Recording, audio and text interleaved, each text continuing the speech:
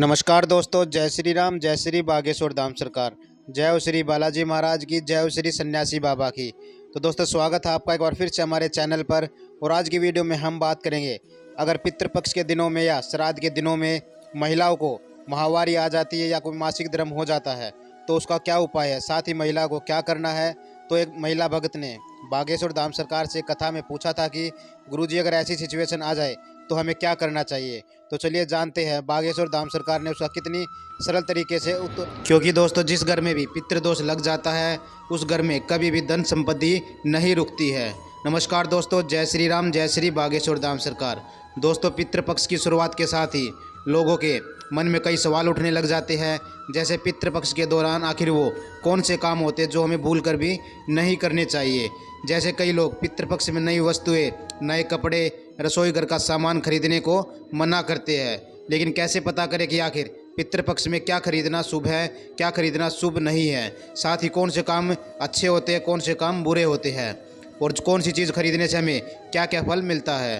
तो आखिर पितृपक्ष में इन्हें ना खरीदने के लिए पीछे क्या कारण बताया गया है। साथ ही लोग यह भी जानना चाहते हैं कि पितृपक्ष में कौन कौन से कर्म किए जाते हैं, इनके क्या क्या फल मिलते हैं।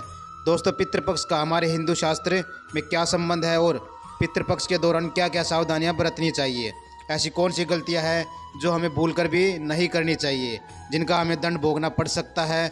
दोस्तों, इन सभी सवालों के जवाब हमारे बागेश्वर धाम सरकार यानी पंडित धीरेन्द्र कृष्ण शास्त्री जी के पास है, और उन्होंने अपने भक्तों को बड़ी ही आसानी से सरल भाषा में बताए भी है।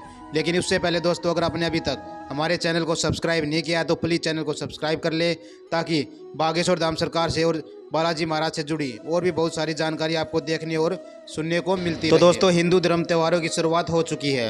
अनंत चौदस को गणेश विसर्जन के अगले दिन ही पितृपक्ष शुरू हो जाएगा। और आपको बता दें कि आमतौर पर पितृपक्ष 16 दिनों के माने जाते हैं। हमारे हिंदू धर्म में जिस तरह 16 श्रृंगार बताए जाते हैं, उन्हीं तरह 3 प्रकार के ऋण भी बताए जाते हैं। तो जो मनुष्य धरती पर जन्म लेता है उनके ऊपर 3 तरह के ऋण हमेशा से लागू हो जाते हैं। सबसे पहला ऋण होता है देव ऋण, दूसरा ऋषि ऋण और तीसरा पितृ ऋण बताया जाता है। तो दोस्तों, पितृपक्ष के दौरान आप अपने पितृ ऋण से मुक्त हो सकते हैं। दोस्तों, पितृपक्ष को हिंदू धर्म में श्राद्ध और कनागत कहा जाता है। साल 2023 में इसकी शुरुआत 29 सितंबर से होकर 14 अक्टूबर तक इसका समापन होने वाला है। पितृपक्ष के दौरान हमारे पितृ हमसे मिलने और हमें आशीर्वाद देने के लिए कौवे के रूप में धरती पर आते हैं। पितरों के प्रसन्न होने से वंशजों का भी कल्याण होता है। दोस्तों, कहा जाता है कि पितृपक्ष के दौरान कुछ काम करने की मनाही होती है। पितृपक्ष के इन नियमों को अनदेखा करने पर हमें कई तरह की समस्याओं का सामना करना पड़ सकता है। तो चलिए जानते हैं पितृपक्ष में हमें क्या नहीं करना चाहिए। तो दोस्तों, बागेश्वर धाम सरकार के अनुसार पितृपक्ष के दौरान कई ऐसे नियम होते हैं जिनके बड़े से बड़े शास्त्रों में बताया गया है। और आगे आपको बता दें कि पितृपक्ष के दौरान श्रृंगार और भोग विलास से दूरी बनाए रखनी चाहिए।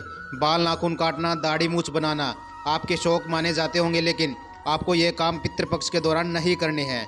फिर बाल काटना चाहते हैं तो पितृपक्ष से पहले आने वाली पूर्णिमा तिथि को आप यह काम कर सकते हैं, क्योंकि हमारे शास्त्र कहते हैं कि पितृपक्ष के दौरान जो व्यक्ति अपने पितरों का तर्पण देता है, श्राद्ध वाले दिन ब्राह्मण को भोजन कराता है, पितृपक्ष के दौरान पिंडदान की विधि को करता है, उस व्यक्ति को अपने बाल नाखून दाढ़ी मूछ काटने से परहेज रखना चाहिए। लेकिन अगर आप यह सब नहीं कर रहे हैं तो आप अपने बाल और नाखून काट सकते हैं। दोस्तों, पितृपक्ष के दौरान आप हो सके तो ब्रह्मचार्य धर्म का पालन भी करना चाहिए। अगर आप गर्भाधारण करने की सोच रहे हैं तो पितृपक्ष के दौरान आपको ये काम तो बिल्कुल भी नहीं करना चाहिए, क्योंकि अगर पितृपक्ष के दौरान अगर आप गर्भ धारण कर लेते हैं तो आपकी होने वाली संतान बहुत ही बेकार होती है। साथ ही उनमें अनेक प्रकार की नकारात्मक शक्तियाँ भी आ जाती है। यह भी बताया जाता है कि पितृपक्ष के दौरान आपको तामसिक भोजन नहीं करना चाहिए। आप भोजन में लहसुन, प्याज और मांस मदिरा का सेवन करते हैं तो पितृपक्ष के दौरान अपने शौकों से निजात जरूर डालें। शुद्ध सात्विक भोजन ही खाएं। इसी के साथ पितृपक्ष के दौरान बासी खाना खाने के लिए भी मना किया जाता है।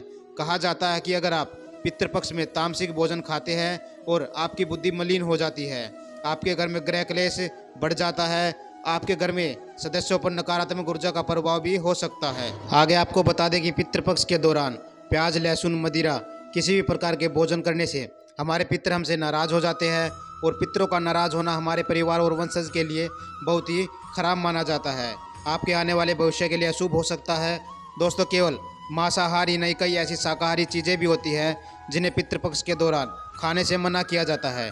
इन शाकाहारी चीज़ों में जीरा, खीरा, सरसों का साग और हींग शामिल होते हैं। अगर आप शुद्ध सात्विक भोजन करते हैं तो आपको इन सभी का इस्तेमाल बिल्कुल भी नहीं करना चाहिए। इसी के साथ गुरुजी ने यह भी बताया है कि पितृपक्ष के दौरान हमारे पूर्वज धरती पर पशु पक्षी या फिर किसी भी जीव जंतु के रूप में आ सकते हैं। तो पितृपक्ष के दौरान भूलकर भी पशु पक्षियों को सताना नहीं चाहिए, क्योंकि इससे आप अपने पूर्वजों को नाराज कर देते हैं। अगर आप इस दौरान पशु पक्षियों की सेवा करते हैं, उन्हें दाना पानी डालते हैं, तो आप अपनी किस्मत को चमका सकते हैं। पितृपक्ष के दौरान कोई भी मांगलिक कार्य या शुभ कार्य करने को भी मना किया जाता है, क्योंकि पितृपक्ष के 15 दिनों में ब्राह्मण भजन, पिंडदान, तर्पण आदि श्राद्ध कर्म करना बेहद फलदायी मत होता है। इस दौरान आप घर पर या दुकान का मुहूर्त, अपने बच्चों के विवाह, किसी भी तरह के कोई भी मांगलिक कार्य नहीं कर सकते हैं। दोस्तों बताया जाता है कि श्री राम और माता सीता का विवाह भी पितृपक्ष की एकादशी को ही हुआ था। उन्होंने अपने जीवन में कभी भी सुख प्राप्त नहीं किया, इसलिए मांगलिक कार्य का पितृपक्ष में होना बहुत ही शुभ नहीं माना जाता। इसी के साथ बागेश्वर धाम सरकार यानी पंडित धीरेन्द्र कृष्ण शास्त्री जी का ये भी कहना है कि पितृपक्ष के दौरान आपको बाजार से कुछ वस्तुएं खरीदने का भी परहेज करना चाहिए। जैसे कि बागेश्वर धाम सरकार बताते हैं कि पितृपक्ष के पूरे 15 दिनों तक सरसों का तेल, झाड़ू, नमक खरीदने से आपके परिवार में संकट आ सकता है। आपको परेशानियों का सामना करना पड़ सकता है और आपका तन मन धन तीनों परेशान हो सकते हैं। आपको कई तरह की समस्याएं झेलनी पड़ सकती है। पितृपक्ष के दौरान लोहे से बनी कोई भी सामग्री हमें खरीदनी नहीं चाहिए, क्योंकि इससे घर पर नकारात्मक ऊर्जा बढ़ने लग जाती है, साथ ही घर की सकारात्मक ऊर्जा चली जाती है। साथ ही ऐसा करने पर व्यक्ति कई तरह की परेशानियां, समस्याओं में घिर जाता है। और आगे आपको बता दें कि पितृपक्ष के समय नए कपड़े, गहनों की खरीदारी भी करना शुभ नहीं माना जाता है। वहीं अगर इन कपड़ों का दान किया जाए तो उससे पितृ हमारे खुश हो जाते हैं और साथ ही आपको सुख समृद्धि का आशीर्वाद भी देते हैं। इसी के साथ गुरुजी यानी बागेश्वर धाम सरकार कहते हैं कि पितृपक्ष के दौरान महिलाओं को भी विशेष सावधानियां बरतनी चाहिए। जैसे कि अगर आप अशुद्ध हैं या फिर आप माहवारी से हो गई है, पितृपक्ष के दौरान ब्राह्मण के लिए भोजन आप बिल्कुल भी ना बनाएं।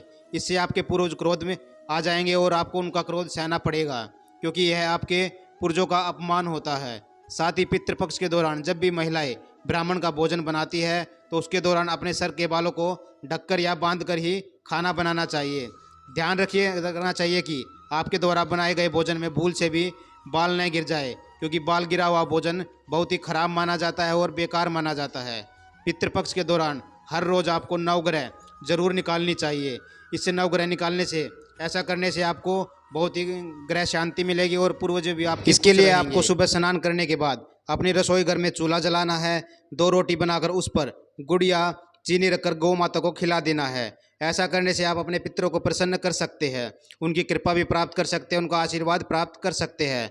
और इसी के साथ जब आप श्राद्ध करते हैं तो आपको गाय, कुत्ते और कोए के लिए भी अलग से भोजन निकालना चाहिए। उसके बाद ही ब्राह्मण को भोजन कराना चाहिए, क्योंकि पितृपक्ष में हमारे पितृ किसी भी रूप में आ सकते हैं, हमें अपने आशीर्वाद दे सकते हैं और हमारे घर पर आ सकते हैं। तो हमें जीव जंतुओं को सम्मान जरूरी करना चाहिए, किसी को भी परेशान नहीं करना चाहिए। साथ ही पितृपक्ष में ब्राह्मण को दान दक्षिणा भोजन कराना भी आपके जीवन में सुख शांति लेकर आता है। दोस्तों ये जो बातें जो बागेश्वर धाम सरकार ने पितृपक्ष के संबंध से हमें बताई है, आपको ध्यान रखना है कि आपको कौन सी बातें करनी है, कौन सी नहीं करनी है। दोस्तों आपको ध्यान रखना है कि पितृपक्ष के दौरान आपको कोई भी ऐसी गलतियां नहीं करनी है जिससे आपके पितृ नाराज होकर घर से चले जाए और आपकी बरकत भी साथ में ले जाए। दोस्तों आज की वीडियो में बस इतना ही। वीडियो आपको कैसी लगी कमेंट बॉक्स में ज़रूर बताइएगा। साथ ही वीडियो को लाइक और शेयर करना ना भूलें और चैनल को सब्सक्राइब जरूर कर दें।